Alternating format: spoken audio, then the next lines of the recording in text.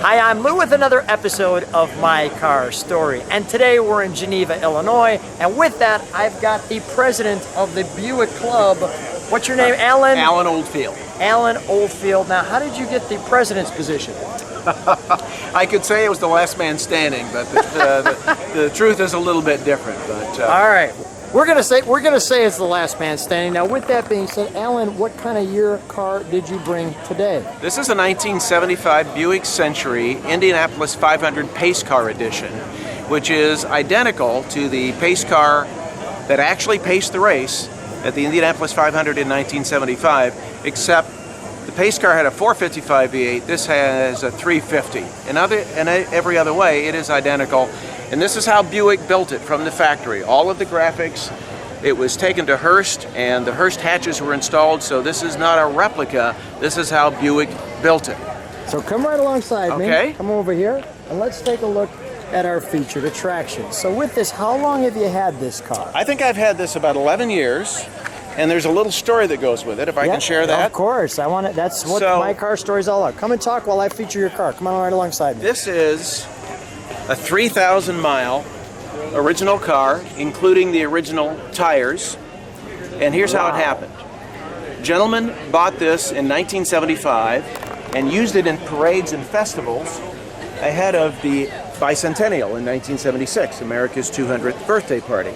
And I have a picture of this car when he owned it, and it is festooned with American flags. And he drove it in parades, and you can imagine with its red, white, and blue paint scheme how striking that was in those parades. So he drives it for a year during the parade season. Unfortunately, he passes in 1976. It's passed to his stepson, and his stepson didn't really drive the car, didn't really want the car, but he kept it inside, and that's how I found it many, many years later. Inside storage, 2,900 miles, and I was lucky enough to be able to buy the car from him.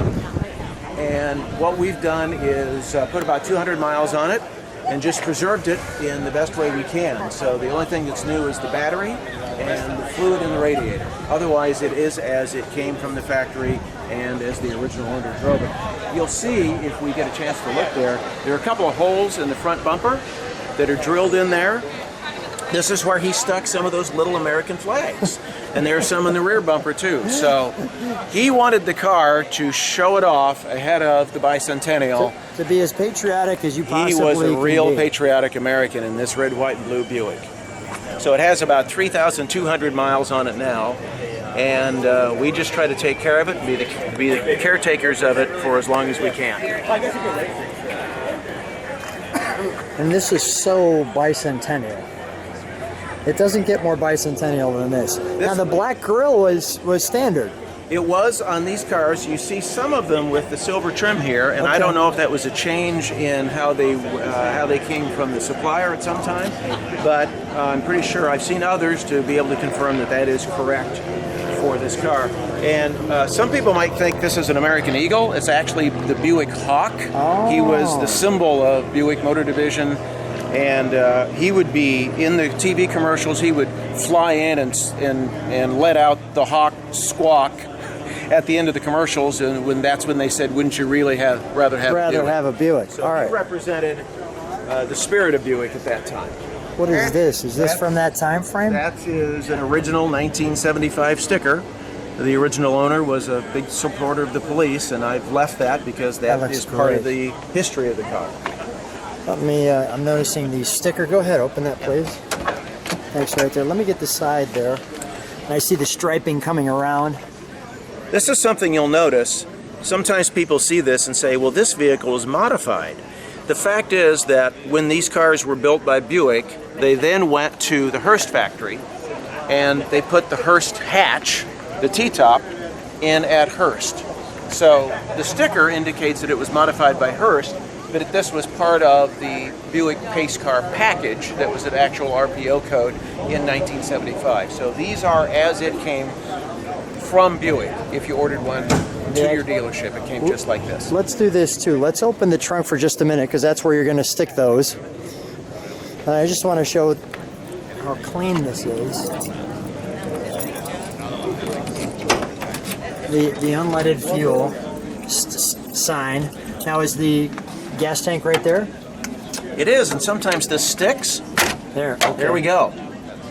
And then that shows how few times you drive this car when the gas sticks. Oh, that's great. You can see the spare hasn't been out. I will show that in just a second. Yeah, wow. Yeah, with the orange on it, the radio, the Goodyear, and all so clean as you could see. All right, we'll shut that. Might show you the tires, just Yeah, sure. a little nugget about these tires. One of the reasons I'm so tickled to have the original tires is they do not reproduce these today. Okay. And I'm told that the tires might be worth as much as the car. Probably not exactly true, but it's pretty special to have the original tires, the GR 7015s, because they're pretty impossible to find today. Well, that's good. Anything else I need to know about the car? You know, it's a sweet car. It's not tight, but it's not tight like a contemporary car, but it's got just a very well balanced ride and drive. I think for the mid-70s, this was as fine a driving car as you could find.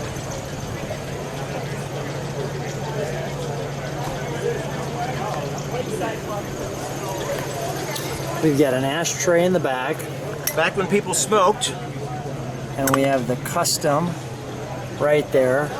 Our mirror adjustment, which is kind of funny because at this point you can just reach out and grab it, but in case it's raining out, you can adjust accordingly. well, and it's a Buick, so you expect some Upgrades. technology there. There's our sunroof. And there is a Hearst hatch emblem over. That's safety glass. All right. Well, one of these corners has a Oh, there it Hearst is. hatch I got it. Yeah, there we go. Oh yeah. I think I can get that there. The camera should pull that. The Hearst hatch. Console shifter is one of my favorite features. It just is a great feel.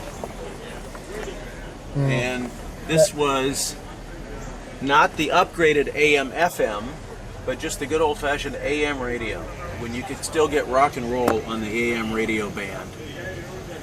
3,100. Is that an 8-track? I can't remember. Yes, it is. Probably had about 160. It had that big, wide 8-track box look to it. You are correct. I still have some 8-track tapes. We should give that a shot. You might be able to play those in this for sure. As far as I know, this was the most prevalent interior for the pace car. And were the pace cars, was that something like each dealer got one, or how did that work? They made 1,800 pace car editions in 1975. Buick also paced the Indianapolis 500 in 1976, and they made pace car editions of that as well.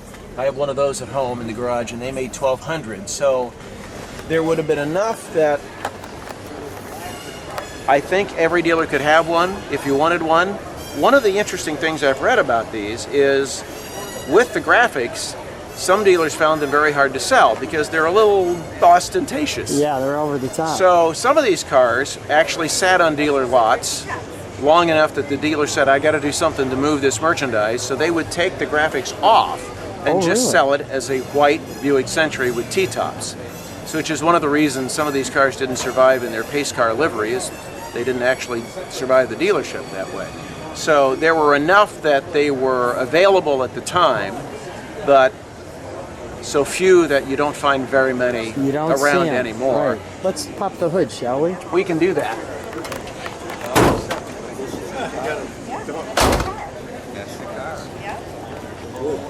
.350 V8. The actual pace car had a 455, but all of the pace car editions were equipped with the 350. And as one of the judges told me today when he looked at it, he said, well, that even has the original dust. And yes, it does. So 1975 packed in, right? I mean, and being a Buick, we've got the air conditioning. You didn't want to have to work on it Yeah, let me because just there take wasn't a that. lot of room to do that. There's your 350 right there. Big plastic shroud. No missing back. Let's fire it up, shall we? Let's let it idle. We can do that. And then we'll give it 1 rev.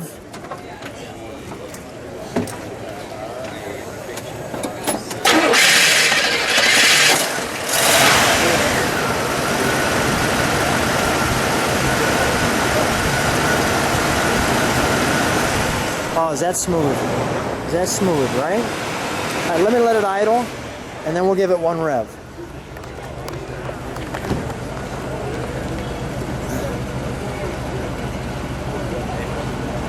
Give it a rev, Alan, would you please?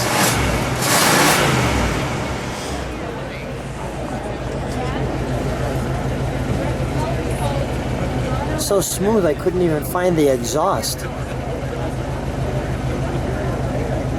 Wow. Alan, let's shut that down. Come on out for a minute. Stand right there. I'll tell you, so smooth I couldn't even find the exhaust pipe at first. I was on the wrong side. Holy cow, is that smooth, right? That was a Buick in the mid-70s. Smooth was what they wanted.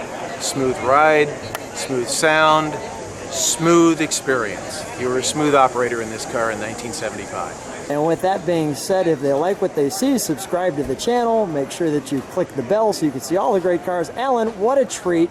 Looking forward to seeing what your Buick Car Club thinks of this car. Thanks for being on My Car Story. Thanks, Lou. It's a pleasure.